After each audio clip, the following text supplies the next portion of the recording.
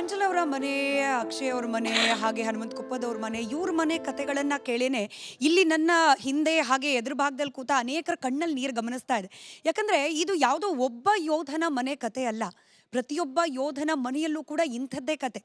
ಮನೆ ಮಗ, ಮನೆ ಸಹೋದರ, ಪತಿ, ಹೀಗೆ ಮನೆಯಿಂದ ಆಚೆ ಹೋದವರು ವಾಪಸ್ ಬರ್ತಾರಾ ಅನ್ನೋ ಖಾತ್ರಿ ಇಲ್ಲದೆಯೂ ಕೂಡ ಅವ್ರನ್ನ ಕಳಿಸ್ಕೊಳ್ಳೋದಿದೆಯಲ್ಲ, ಅದು ಎಲ್ಲರ ಕೈಲಿ ಆಗೋ ಕೆಲಸ ಅಲ್ಲ.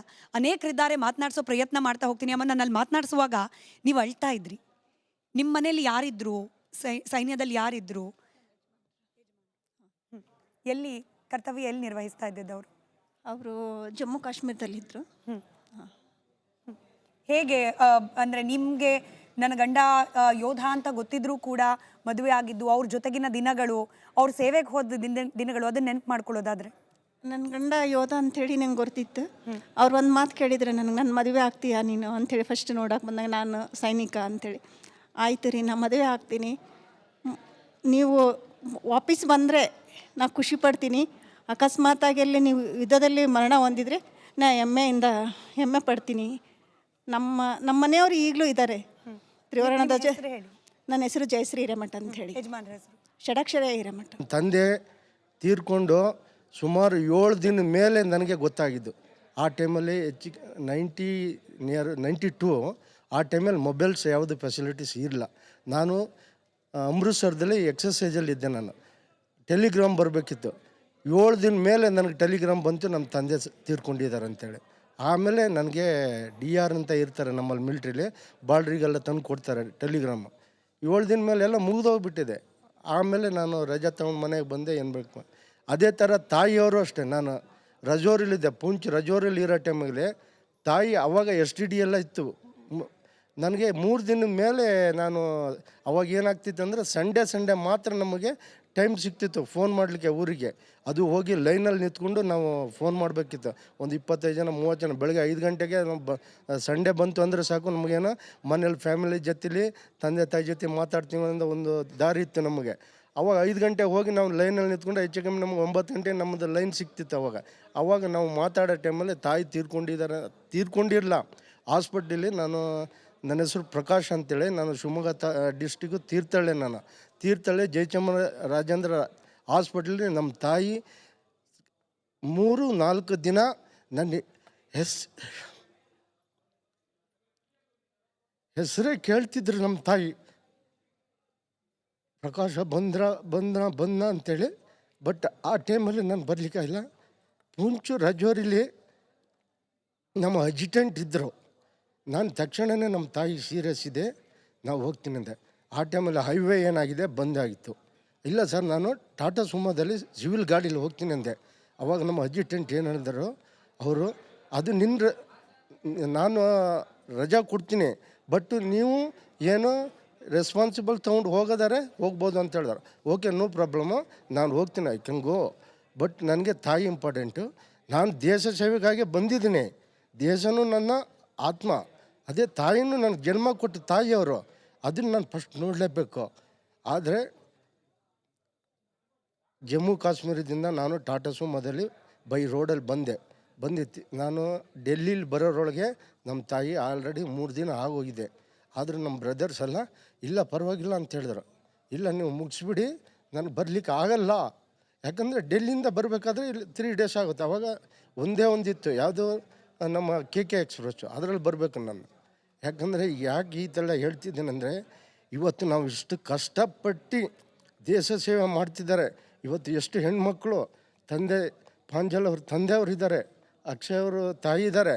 ಬಟ್ ನಮಗೆ ಸರ್ಕಾರ ಇದುವರೆಗೂ ಏನು ಅವ್ರು ಎಲ್ಲ ಹೆಣ್ಮಕ್ಳಿಗೆಲ್ಲ ಏನು ಕೊಡ್ತೀವಿ ನಾವು, ಸರ್ಕಾರ ಕೊಡ್ತೀವಿ ಅಂತ ಹೇಳ್ತಾರೆ ಹೊರತು ಯಾವುದೂ ಫೆಸಿಲಿಟೀಸ್ ಸಿಗ್ತಿಲ್ಲ ಸರ್ಕಾರದಿಂದ. ಅದನ್ನು ದಯವಿಟ್ಟು ನಾನು ಮೀಡಿಯಾದವರೆಲ್ಲ ಒಂದು ರಿಕ್ವೆಸ್ಟ್ ಮಾಡ್ಕೊತಿದ್ದೀನಿ, ನಮಗೆ ಏನು ನಾವು ಇದು ಮಾತಾಡ್ತಿದ್ದೀವಿ, ಇದೆಲ್ಲದೂ ನೀವು ಇಡೀ ದೇಶಕ್ಕೆ, ಇಡೀ ಎಲ್ಲ ಮಾಧ್ಯಮಗಳಿಗೂ ತಲುಪಬೇಕು. ಇದು ಏನು ಇವತ್ತು ಪಾಪ ಗುರುರಾಜ್ ಅವ್ರ ಹೆಂಡ್ತಿನೇ ಆಗಲಿ, ಪಾಪ ಕೊಪ್ಪಳವ್ರ ಫ್ಯಾಮಿಲಿನಾಗಲಿ ಕಣ್ಣೀರಿಗೆ, ಈ ಕಣ್ಣೀರು ನಮ್ಮ ದೇಶದ ತುದಿವರೆಗೂ, ಏನು ಜಮ್ಮು ಕಾಶ್ಮೀರದಿಂದ ಕನ್ಯಾಕುಮಾರಿಗೂ ತಲುಪಬೇಕು. ಏನು ಒಂದು ವೀರ ಪತ್ನಿಯರು, ಸೈನಿಕರ ಏನು ಕಷ್ಟ ಸುಖ ಇದೆ, ಇದು ನಮ್ಮ ದೇಶಕ್ಕೆ ತಲುಪಿದ್ರೆ ಮಾತ್ರ ನಮ್ಮ ಸೈನಿಕರಿಗಾಗಲಿ ಸೈನಿಕರ ಪತ್ನಿಕರಾಗಲಿ ವೀರ ನಾರಿಯರಿಗೆ ಒಂದು ಶಾಂತಿ ಸಿಕ್ಕುತ್ತೆ ಅಂತ ಹೇಳಿ ಸರಿಯಾಗಿ ಮಾಡಿರಲ್ಲ, ಪೆನ್ಷನ್ ಬರಲ್ಲ. ಕೆಲವೊಂದು ವೀರನಾರಿಯರು 7ರಿಂದ 8 ವರ್ಷದಿಂದ ಪೇಮೆಂಟ್ ಆಗ್ತಾ ಇಲ್ಲ ಮೇಡಮ್. ಇವ್ರು ಬಂದಿದ್ದೀರಿ ನೋಡಿ ಮೇಡಮ್, 2 ವರ್ಷ ಆಯಿತು. 2 ವರ್ಷ ಆಯಿತು, ಅವರಿಗೆ ಪೇಮೆಂಟ್ ಇಲ್ಲ ಮೇಡಮ್. ಡಾಕ್ಯುಮೆಂಟ್ಸ್ ಸರಿ ಇಲ್ಲ ಅಂತ ಹೇಳ್ತಾರೆ. ನಮಗೆ ಅಲ್ಲೆಲ್ಲ ಡೈಲಿ ಆಫೀಸಿಗೆ ಹೋಗಿ ಅಲ್ಲೆಲ್ಲ ಮಾಡೋಕ್ಕಾಗೋದಿಲ್ಲ ಮೇಡಮ್. ನಾವೇನು ಮಾಡ್ಬೇಕು? ನಮಗೆ ಕರೆದು ಸನ್ಮಾನ ಮಾಡೋದಕ್ಕಿಂತ ಮುಂಚೆ ನಮ್ಮ ಕಷ್ಟಗಳಿಗೆ ಸ್ಪಂದನೆ ಮಾಡಲಿ ಗೌರ್ಮೆಂಟ್ ಆಗಲಿ ಸರ್ಕಾರ ಆಗಲಿ. ನಮ್ಗೆ ಕೊಡೋದೇ 16-17 ಸಾವಿರ ರೂಪಾಯಿ ಪೇಮೆಂಟ್ ಬರುತ್ತೆ ಮೇಡಮ್. ಅದರಲ್ಲಿ ಮಕ್ಕಳು ಎಜುಕೇಷನ್ ಆಗಲ್ಲ, ನಮಗೆ ನಿವೇಶನ ಇಲ್ಲ. ಹಾಂ, ಸಾಕಷ್ಟು ತೊಂದರೆಗಳಿದೆ. ಎಲ್ಲರೂ ಸ್ಪಂದನೆ ಮಾಡಲಿ, ದೊಡ್ಡ ದೊಡ್ಡ ರಾಜಕೀಯ ಜನರಾಗಿರ್ಬೋದು, ಆಫೀಸರ್ಸ್ ಆಗಿರಲಿ, ಯಾರೇ ಆಗಿರಲಿ ಮೇಡಮ್, ದಯವಿಟ್ಟು ಸ್ಪಂದನೆ ಮಾಡ್ಬೇಕಂತೇಳಿ ನಾ ಈ ರಿಪಬ್ಲಿಕ್ ಟಿವಿ ಅಂದ್ರೆ ಗೌರವ ಅಂತ ಹೇಳಿ ಬಾಯಿ ಮಾತಿನಲ್ಲಿ ಸಮರ್ಪಣೆ ಮಾಡೋದು, ಅದಾದ ನಂತರದಲ್ಲಿ ಯೋಧರನ್ನ ಅಥವಾ ಯೋಧರನ್ನ ಕಳೆದುಕೊಂಡ ಕುಟುಂಬಸ್ಥರನ್ನ ಸರ್ಕಾರಗಳದ್ದು ಯಾವುದೇ ಇರ್ಬೋದು, ಕೇಂದ್ರವೋ ರಾಜ್ಯವೋ, ಈ ರೀತಿಯಾಗಿ ಅವ್ರಿಗೆ ಬೇಕಾದ ಸೌಲಭ್ಯಗಳನ್ನು ತಲುಪಿಸದೇ ಇರೋದು ಕೂಡ ಅಕ್ಷಮ್ಯ ಅಪರಾಧವೇ. ತೊಂದರೆ ಅಂತ ಆಗ್ತಿರೋದು ಎಲ್ಲಿ, ಸಮಸ್ಯೆ ಅಂತ ಆಗ್ತಿರೋದು ಎಲ್ಲಿ, ಯಾವ ಸರ್ಕಾರ ಸ್ಪಂದಿಸಬೇಕು? ಆ್ಯಕ್ಚುಲಿ 2 years ಆಯಿತು ಮ್ಯಾಮ್ ಫಾದರ್ ಡೆತ್ ಆಗಿ. ಟಿಲ್ ನಾವು ಏನೂ ಬಂದಿಲ್ಲ ನಮ್ಮ ಪೆನ್ಷನ್. ಆ್ಯಕ್ಚುಲಿ ರೆಕಾರ್ಡ್ ಆಫೀಸಲ್ಲಿ ನೇಮ್ ಚೇಂಜ್ ಆಗಿದೆ ಮ್ಯಾಮ್. ಅದಕ್ಕೆ ಬೇಕಾದ ಡಾಕ್ಯುಮೆಂಟ್ಸ್ ಎಲ್ಲ ನಾವು ಸಬ್ಮಿಟ್ ಮಾಡಿದ್ದೀವಿ ಆಲ್ರೆಡಿ. ಬಟ್ ಡೆಲ್ಲಿಯಿಂದ PIDಯಿಂದ ಅದು ಹೋಲ್ಡ್ ಆಗಿದೆ. ನೆಕ್ಸ್ಟ್ ನಮ್ಗೆ ಏನು ಮಾಡಬೇಕಂತ ಎಲ್ಲ ಅವ್ರು ಏನು ಡಾಕ್ಯುಮೆಂಟ್ಸ್ ಕೇಳಿದ್ರೆ ಎಲ್ಲ ನಾವು ಸಬ್ಮಿಟ್ ಮಾಡಿದ್ದೀವಿ ಆಲ್ರೆಡಿ. ಬಟ್ ಟಿಲ್ ನಾವು nobody is responding properly. So we are not getting what to do next. Almost may 31ಗೆ 2 years ಕಂಪ್ಲೀಟ್ ಆಯ್ತು ರೀ ಮ್ಯಾಮ್ ಡೆತ್ ಆಗಿ ಫಾದರ್ದು. ಇವತ್ತಿನವರೆಗೂ ಬರೀ ನಾವು ಲೆಟ್ರ್ ಕಳಿಸೋದಾಯ್ತು, ಅವ್ರು ರಿಪ್ಲೈ ಮಾಡೋದಾಯಿತು, nobody is responding properly. So ಅದಕ್ಕೆ ನಾವು ಯಾರನ್ನ ಕೇಳಬೇಕು, ನಾವು ಏನು ಡಾಕ್ಯುಮೆಂಟ್ಸ್ ಸಬ್ಮಿಟ್ ಮಾಡಿದ್ರೆ ಅವ್ರು ನಮಗೆ ಅಮೌಂಟ್ ನಮ್ಮದು ಪೆನ್ಷನ್ ನಮ್ಮ ಪಪ್ಪ ಅಷ್ಟೆಲ್ಲ BSF ಒಳಗೆ ಅಷ್ಟೆಲ್ಲ ಡಿಫಿಕಲ್ಟ್ ಟೈಮೆಲ್ಲ ಫೇಸ್ ಮಾಡಿ ಬಂದರೂ ನಮ್ಮದು ಅಮೌಂಟ್ ನಮಗೆ ಕೊಡೋಕೆ ಇಷ್ಟೆಲ್ಲ ಯಾಕೆ ನಮಗೆ ಇಷ್ಟು ಅಂದರೆ ಸರಿಯಾಗಿ ರೆಸ್ಪಾನ್ಸ್ ಮಾಡ್ತಿಲ್ಲ ಅವ್ರು ಯಾರು. So to whom to ask. ನಿಜ. ಈಗ ನೋಡಿ, ಸರ್ಕಾರಗಳಿಂದ ಸರಿಯಾಗಿ ಸ್ಪಂದನೆ ಅಥವಾ ಅಧಿಕಾರಿಗಳಿಂದ ಸರಿಯಾಗಿ ಅವ್ರ ಕರ್ತವ್ಯ ನಿರ್ವಹಿಸದೇ ಇದ್ರೂ ಕೂಡ ನೀವಾಗಲಿ ನಿಮ್ಮ ಕುಟುಂಬದಾಗಲಿ ಯಾವತ್ತೂ ಕೂಡ ಈ ದೇಶ ಸೇವೆ ಮಾಡಿ ತಪ್ಪಾಯಿತು ಅಂತ ಭಾವಿಸೋದೇ ಇಲ್ಲ. ನಿಮ್ಮ ತಂದೆ ಸೈನ್ಯದಲ್ಲಿ ಇದ್ರು ಅನ್ನೋದ್ರ ಬಗ್ಗೆ ನಿಮ್ಗೆ ಈಗಲೂ ಕೂಡ ಅಷ್ಟೇ ಅಭಿಮಾನ ಇದೆ, ಗೌರವ ಇದೆ. Really I am very proud of my father ma'am. Really ಗಮನಿಸ್ತಾ ಇರುವವರು, ಸಂಬಂಧಪಟ್ಟವ್ರು ಯಾರೇ ಇದ್ರೂ ಕೂಡ ನಾನು ಮತ್ತೆ ಹೇಳ್ತಿದ್ದೀನಿ, ಈ ಕಾರ್ಯಕ್ರಮದ ಮೂಲಕ ನಾವು ಭಾರತೀಯ ಯೋಧರ ಶೌರ್ಯ ಪರಾಕ್ರಮವನ್ನು ಸ್ಮರಿಸೋದು ಮಾತ್ರ ಅಲ್ಲ, ಅವರು ಅವ್ರ ಕುಟುಂಬ ಅನುಭವಿಸ್ತಿರೋದು ಏನಪ್ಪ, ಅದು ಸಾಮಾನ್ಯ ಜನರಿಗೆ ಅಧಿಕಾರ ವರ್ಗಕ್ಕೆ, ಸರ್ಕಾರಕ್ಕೆ ಇದು ಕೂಡ ಕಾಣಿಸೋಲ್ಲ ಅಂದ್ರೆ ನೀವು ಯಾಕಿದ್ದೀರಿ ಅಧಿಕಾರದಲ್ಲಿ? ಹಾಗಾದ್ರೆ ನಿಮ್ಮ ಕೆಲಸನೇ ಅದಲ್ವಾ? ಸಾಮಾನ್ಯ ಜನರ ಬದುಕು ಅದನ್ನ ಸರಿಪಡಿಸಬೇಕು ಅನ್ನೋದಕ್ಕೆ ಅಲ್ವಾ ನಿಮಗೆ ಜವಾಬ್ದಾರಿ ಕೊಟ್ಟಿರೋದು. ಅದರಲ್ಲೂ ಆದ್ಯತೆ ಸೈನಿಕರ ಕುಟುಂಬಸ್ಥರದ್ದಾಗಬೇಕು. ಅದು ಮಾಡ್ತಿಲ್ಲ ಅಂದ್ರೆ ಈ ಅಧಿಕಾರ ಇಟ್ಟುಕೊಂಡು ಏನು ಪ್ರಯೋಜನ? ನಾವೆಲ್ಲ ನಿಮ್ಮನಲ್ಲಿ ಕೂರಿಸಿ ಏನು ಪ್ರಯೋಜನ ಅಂತ ಹೇಳಿ ಇಲ್ಲಿ ಅನೇಕರು ಇನ್ನೂ ಇದ್ದಾರೆ, ಅವ್ರನ್ನ ಕೂಡ ಮಾತನಾಡಿಸ್ತಾ ಹೋಗ್ತೀನಿ. ನಿಮ್ಮ ಮನೇಲಿ ಯಾರಿದ್ರು ಸರ್ವಿಸಲ್ಲಿ? ಹೇಗಿದೆ ಬದುಕು? ಒಬ್ಬ ಸೈನಿಕನ ಕುಟುಂಬಸ್ಥರಾಗಿ ಅವ್ರ ಬದುಕು ಹೇಗಿದೆ ನಿಮ್ಮದು? ನನ್ನ ಹಸ್ಬೆಂಡ್ ಇದ್ದರು, ನಾನು ಅವ್ರ ಜೊತೆ ಇದ್ದೆ, 14 ವರ್ಷ ಅವ್ರ ಜೊತೆ ಇದ್ದೆ. ಅವ್ರ ಜೊತೆಗಿದ್ದರೂ ಕೂಡ ಅವರು ಕರ್ತವ್ಯದಲ್ಲೇ ಇರ್ತಿದ್ರು ವಿನಃ ಫ್ಯಾಮಿಲಿ ಜೊತೆ ಇರ್ತಿರ್ಲಿಲ್ಲ. ಮಕ್ಕಳನ್ನೆಲ್ಲ ನೋಡ್ಕೊಂಡು ನಾನೇ ಅವ್ರ ಜೊತೆ ಇದ್ದೆ. ಕೊನೆಗೆ ಅವರು ಸರ್ವಿಸಲ್ಲಿ ಇರುವಾಗಲೇ ಅವರಿಗೊಂದು ಭಯಾನಕವಾದ ಒಂದು ಕಾಯಿಲೆ ಬಂದು ಅವರು 2010ರಲ್ಲಿ ತೀರ್ಕೊಂಡ್ರು. ಆವಾಗ ನನ್ನ ಮದುವೆಯಾಗಿ ಫಸ್ಟು ಗುಜರಾತಿನ ಅಹಮದಾಬಾದಿಗೆ ನನ್ನನ್ನು ಕರ್ಕೊಂಡೋಗಿದ್ರು. ನನ್ನ ಮಗಳು ಅಲ್ಲೇ ಡೆಲಿವರಿ ಆದಳು, ಅವರೇ ನೋಡಿಕೊಂಡ್ರು. ಸೆಕೆಂಡ್ ಮಗ ಮಧ್ಯಪ್ರದೇಶದಲ್ಲಿ ಡೆಲಿವರಿ ಆಯಿತು. ಎಲ್ಲವನ್ನೂ ಸಹ ಅವರು ನಮ್ಮದು ಆ್ಯಕ್ಚುಲಿ ಲವ್ ಮ್ಯಾರೇಜ್ ಆದ ಕಾರಣ ಅವರು ನನ್ನನ್ನು ಮನೆಗೆ ಯಾವುದೇ ರೀತಿ ಕೂಡ ಕಳಿಸದೆ, ನಾನು ಯಾರಿಗೂ ಭಾರ ಕೊಡಲ್ಲ ಅಂತ ಅವರೇ ನನ್ನನ್ನು ಸಾಕಿದ್ರು ತುಂಬ ಚೆನ್ನಾಗಿ. ಆನಂತರ ಅವರಿಗೆ ಕಾಯಿಲೆ ಇರುವಾಗ ಮಕ್ಕಳನ್ನು, ಆವಾಗ ನಮ್ಮದು ಪೋಸ್ಟಿಂಗು ಹರಿಯಾಣದ ಅಂಬಾಲದಲ್ಲಿತ್ತು.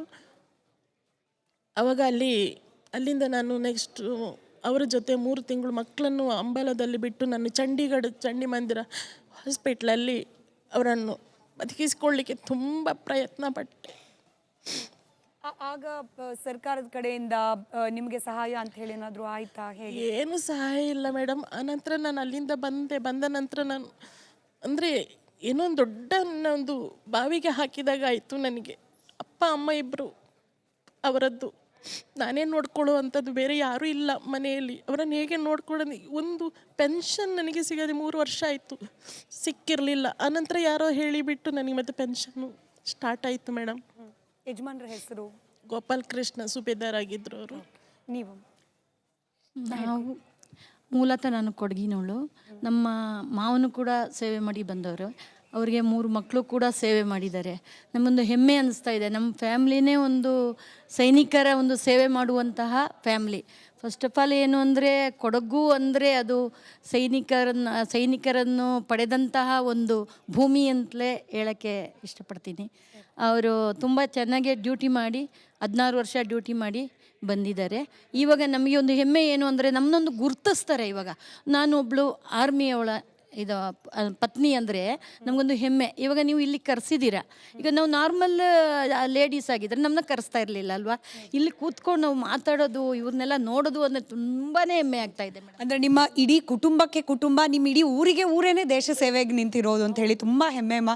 ಹಾಗೆ ಧನ್ಯವಾದ ಮತ್ತೊಮ್ಮೆ ನಮ್ಮ ಕಾರ್ಯಕ್ರಮಕ್ಕೆ ಬಂದಿದ್ದಕ್ಕೆ. ಕೊಂಡಿದ್ರು ಆರ್ಮಿ ಒಳಗೆ 21 ವರ್ಷ ಸರ್ವಿಸ್ ಮಾಡಿದ್ರು ಹವಾಲ್ದಾರಾಗಿ. ಅವರು ಮಾಡಿದ್ರು, ಚಲೋ ಸರ್ವಿಸ್ ಮಾಡಿದ್ರು, ಎಲ್ಲ ಬಂದರು. ಆಯಿತು. ಆವಾಗ ನೋಡಿ ಮೇಡಮ್, ಅವರು ಸೇರಿಕೊಂಡಾಗ ಸಂಬಳ ಜಾಸ್ತಿ ಇದ್ದಿದ್ದಿಲ್ಲ ಅವರಿಗೆ.